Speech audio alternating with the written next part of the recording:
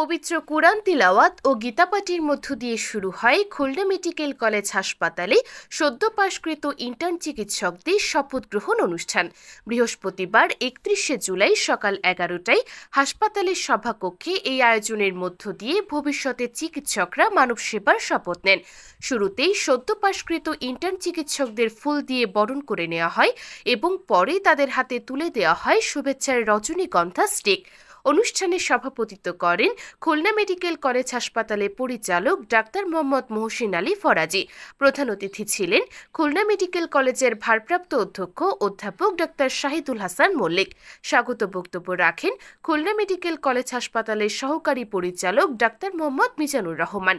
Khulna medical college হাসপাতালের সহকারী registrar doctor Mohammad Rasheduzzaman ছোটনের সঞ্চালনায় বিশেষ অতিথির বক্তব্য রাখেন খুলনা মেডিকেল কলেজ হাসপাতালের উপপরিচালক ডাক্তার সুজাত আহমেদ। অনুষ্ঠানে মেডিসিন বিভাগের বিভাগীয় প্রধান professor doctor ABM Saiful Alam, gynae বিভাগের বিভাগীয় প্রধান ডাক্তার জান্নাতুল ফেরদৌস জেসমিন, সার্জারি বিভাগের সহকারী অধ্যাপক ডাক্তার আসাদুল্লাহ হিল গালিব, কনসালটেন্ট ও intern coordinator doctor Biplob Biswas সহ বিভিন্ন বিভাগের বিভাগীয় প্রধানগণ বক্তব্য রাখেন। নবীন চিকিৎসকদের উদ্দেশ্যে তারা চিকিৎসা পেশায় সততা, সহানুভূতি ও মানবিকতার গুরুত্ব তুলে ধরেন।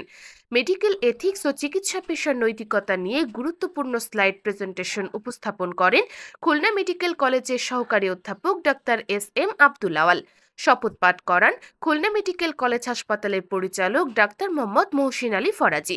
সবশেষে দোয়া ও মোনাজাত পরিচালনা করেন খুলনা মেডিকেল কলেজের সহকারী অধ্যাপক ডাক্তার আসাদুল্লাহ হিল গালিব।